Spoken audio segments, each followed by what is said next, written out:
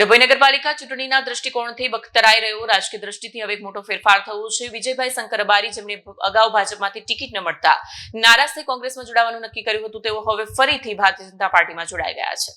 વિજય રબારી ડભોઈ નગરપાલિકા ચૂંટણીમાં કોંગ્રેસના ઉમેદવાર તરીકે વોર્ડ નંબર 9ની ટિકિટ પણ ચૂંટણીઓ લડી રહ્યા હતા, પરંતુ રાજકીય ગરમાવાનો એડો આવતા વિજયભાઈએ કોંગ્રેસમાંથી પોતાના ઉમેદવારી ફોર્મને પાછું ખેંચી લેવાનો નિર્ણય લીધો અને ભાજપામાં ફરીથી જોડાવાની જાહેરાત કરી।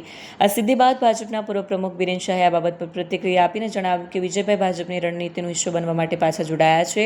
વિજય શંકરભાઈ રબારી પોતાના નિર્ણય પર જણાવતા કહ્યું, મારું હમણાંનો નિર્ણય મારા રાજકીય અભિગમ પર આધારિત છે।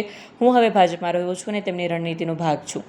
આજે સમયે ફઝલ રઝા ખત્રી સહિત અને કોંગ્રેસ નેતાઓ માટે આ ઘટના તટસ્થ અને દ્રષ્ટિએ મહત્વની બની રહી છે। વિડીયો જર્નાલિસ્ટ ફઝલ રઝા ખત્રી સાથે સત્યા ટીવી ન્યૂઝ ડભોઈ। અત્યારે 1 વાગ્યાનો સમય છે। આ 1 વાગ્યાના સમય દરમિયાન અત્યારે ભાજપના આગેવાનો અત્યારે એક ગાડી લઈ અને કોંગ્રેસના જે નયનાબેન આશીષભાઈ વસાવા એમને ગઈકાલના એ લોકોએ હાઈજેક કર્યા હતા અને અમારા પણ 3 થી 4 ઉમેદવારોને આ લોકોએ ગઈકાલના હાઈજેક કર્યા છે। એ વાગેથા સીટનો ઉમેદવાર હોય, આમ આદમી પાર્ટીના વાગેથા સીટનો હોય, ઉમરવા સીટનો હોય કે પોઈચા સીટનો હોય। ભારતીય જનતા પાર્ટીએ જો ખરેખર 30 35 વર્ષથી જો કામગીરી સારી કરી હોય તો પછી તમે આ ઉમેદવારોને ડરાવવા ધમકાવવાના અને આ લોભામણી જે જાહેરાતો આપી એમને કિડનેપ કરવાનો સિલસિલો તમે ક્યારથી ચાલુ કર્યો છે? અમારા રાજપીપળા નગરપાલિકામાં 21 કેન્ડિડેટો ઊભા છે, એમાંથી પણ 4 કેન્ડિડેટને અમે ગઈકાલના સાંજના એ કર્યા છે। મારા ઘરે 150-200 માણસો નગરપાલિકામાંથી મોકલે, અમારા ગિરિરાજસિંહ ગોહિલ નાંદોદ તાલુકાના પ્રમુખ છે, એમના ઘરે મોકલે। તો આ રાજનીતિ કઈ તરફ જઈ રહી છે? અત્યારે ઘણા બધા અમારા કેન્ડિડેટના ઘરે પોલીસ શોધખોળ કરે છે। તો નર્મદા પોલીસને પણ અમારે નમ્ર વિનંતી છે કે સંવિધાનમાં અધિકાર આપ્યા છે કે કોઈ પણ માણસ આ ભારત દેશમાં ચૂંટણી લડી શકે છે। તો અત્યારે જો ભારતીય જનતા પાર્ટી ખરેખર અહીંયા ગાડી બોખલાઈ ગયેલી છે, એટલા માટે આ સિલસિલો એમણે ચાલુ કર્યો છે।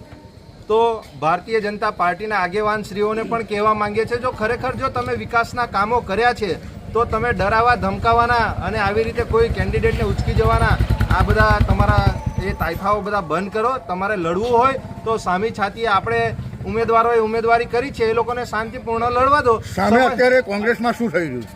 અત્યારે શું જોયું તમે? અત્યારે 5 મિનિટ પહેલા જ અહીંયા ગાડી મામલતદાર ઓફિસે મોડું બાંધીને નયનાબેન આશીષભાઈ વસાવા, જેઓ ઉમરવા તાલુકા પંચાયત સીટના ઉમેદવાર છે કોંગ્રેસમાંથી, તો તેમને પણ ભારતીય જનતા પાર્ટીના 4-5 આગેવાનો એમને ગાડીમાં લઈને આવ્યા।